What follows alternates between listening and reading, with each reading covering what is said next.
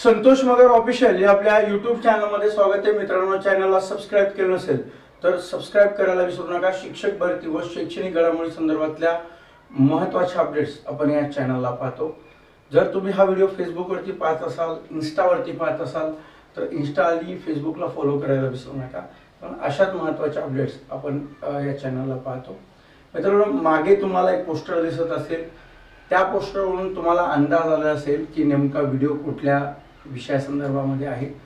आणि एक गोष्ट लक्षात घ्या की जर कोल्हापूर जिल्ह्यामध्ये फक्त एका जिल्ह्यामध्ये शासनाने हे पत्र काढलेलं आहे आणि हे जर पत्र प्रत्येक जिल्ह्यामध्ये निघालं तर महाराष्ट्रातल्या शिक्षण व्यवस्थेमध्ये त्या ठिकाणी खूप बदल झालेला दिसेल आणि याचा फटका हा भावी शिक्षकांना त्या ठिकाणी बसू शकतो.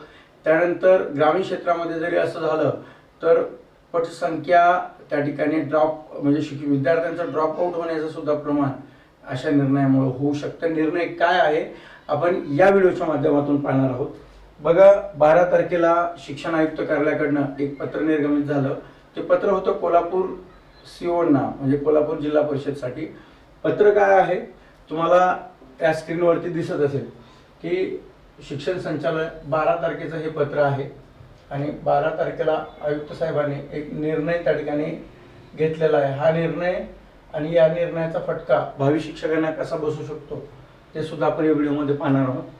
बघा, विभागीय शिक्षण उपसंचालक कोल्हापूर विभाग यांना हे पत्र लिहिलेलं आहे. यामध्ये विषय बघा, एकाच कॅम्पसमध्ये सुरू असलेल्या 2 किंवा अधिक शाळांच्या एकत्रीकरणाचा प्रस्तावास मान्यता देण्याबाबतचा.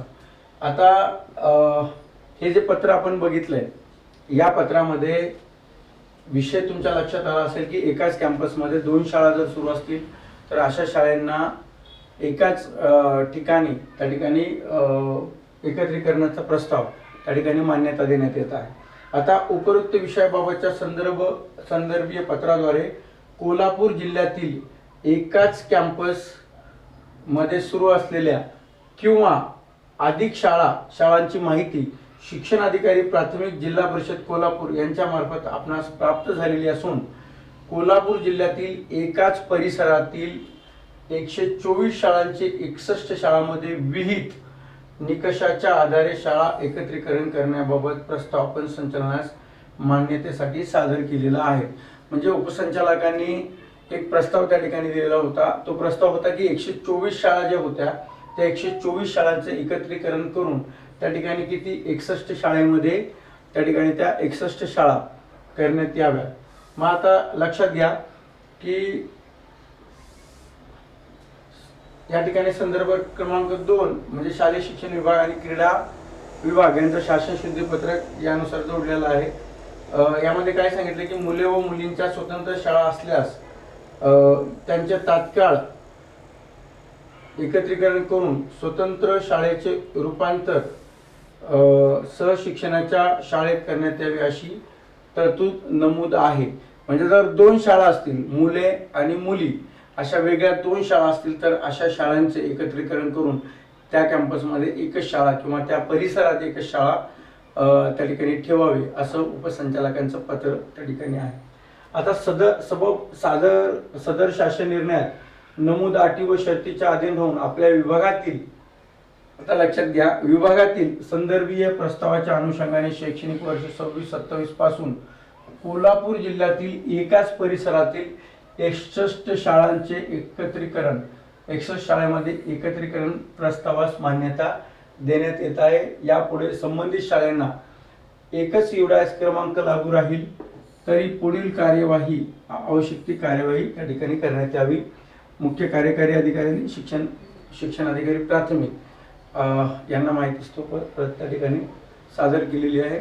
बघा, यामध्ये उपसंचालकांनी आता तो एक प्रस्ताव होता की 124 शाळांचं एकत्रीकरण 61 शाळेमध्ये त्या ठिकाणी करण्यात यावं. आता 61 शाळेमध्ये तर एकत्रीकरण झाल्यानंतर या बऱ्याच शाळा ज्या आहेत त्या आता काय होणार आहेत, त्या बंद होणार आहेत आणि एकच शाळा त्या ठिकाणी सुरू होणार आहे. आता काही गोष्टी मी या ठिकाणी नमूद करतो. बघा, आमच्या सुद्धा पाटणमध्ये एक मूल म्हणजे शहरामध्येच एक मुलाची आणि मुलींची अशी एक शाळा आहे. हे त्या ठिकाणी मुलं आणि मुली अशी एक शाळा आहे, परंतु त्या ठिकाणी जर आपण बघितलं तर जो भौतिक सुविधा जर आपण बघितलं, बिल्डिंग, त्या ठिकाणी बिल्डिंग जर बघितलं तर बिल्डिंग एवढी मोठी नाहीये की त्या दोन्ही मुले आणि मुली यांना एकत्र त्या ठिकाणी होतील, अशी एवढी बिल्डिंग त्या ठिकाणी नाहीये. मग जर अशीच परिस्थिती त्या ठिकाणी जर असेल तर शाळा ही कंजेस्टेड होईल किंवा वर्ग खोल्या त्या ठिकाणी जर जास्त उपलब्ध नसल्या तर तो एक प्रॉब्लेम त्या ठिकाणी येऊ शकतो किंवा भौतिक सुविधांचा अभाव त्या ठिकाणी येऊ शकतो. कारण जे मी उदाहरण सांगितलं त्या ठिकाणी ग्राउंड जर बघितलं, ग्राउंड नाहीच आहे खेळण्यासाठी, खूप छोटं ग्राउंड आहे. त्यामुळं अशी जर परिस्थिती असेल तर तो ग्राउंड पण छोटं, विद्यार्थी वाढतील, ग्राउंड छोटं होईल. आणि त्या ठिकाणी शिक्षकांच्या संख्येचं जर सांगितलं तर दोन्ही ठिकाणच्या जे शिक्षकांची संख्या आहे तर आता 20 विद्यार्थ्यांमध्ये किमान त्या ठिकाणी एक शिक्षक तरी आहे किंवा प्रत्येक वर्गाला एक शिक्षक आहे. जर एकत्रीकरण झालं तर त्या ठिकाणी काही शिक्षक हे अतिरिक्त ठरतील, त्यांचं संयोजन वेगळ्या ठिकाणी होईल. त्यामुळे काय होईल की तिथल्या शिक्षकांचे बरेच शिक्षक हे त्या ठिकाणी कमी होतील. आता 124 शाळा जर असतील तर किमान धरून चला की 30 ते 40 शिक्षक यांचं समायोजन हे बाकीच्या शाळांमध्ये त्या ठिकाणी होऊ शकेल किंवा होईल. आता ही जर परिस्थिती प्रत्येक जिल्ह्यामध्ये राबवली किंवा प्रत्येक जिल्ह्यामध्ये जर असं करण्यात आलं तर अनेक शाळा ह्या अशाच पद्धतीनं त्या ठिकाणी बंद होऊ शकतात. आणि मागे सुद्धा पुणे या ठिकाणी एक शाळा एकत्रीकरणाचा एक शासनाचा निर्णय घेण्यात आलेला होता की शाळा एकत्रीकरण म्हणजे ज्या केंद्रामध्ये शाळा जर विद्यार्थी संख्या कमी असतील तर त्या सर्व शाळेला एकत्र करायचं आणि एक शाळा त्या ठिकाणी निर्माण करायची. जर अशी प्रक्रिया महाराष्ट्रामध्ये शाळा एकत्रीकरणाची राबवण्यात आली तर महाराष्ट्रातल्या बऱ्याच शाळा ह्या बंद होतील. आणि त्या जर शाळा बंद झाल्या तर शिक्षकांचं संयोजन करत असताना बाकीच्या ठिकाणी जर केलं तर शिक्षकांची संख्या सुद्धा यामुळे त्या ठिकाणी वाढू शकेल. त्यामुळे काय होईल की शिक्षक भरती करताना अनेक वेळेला म्हणजे जागा ज्या आहेत त्या झडपीच्या जागा त्या ठिकाणी कमी होतील.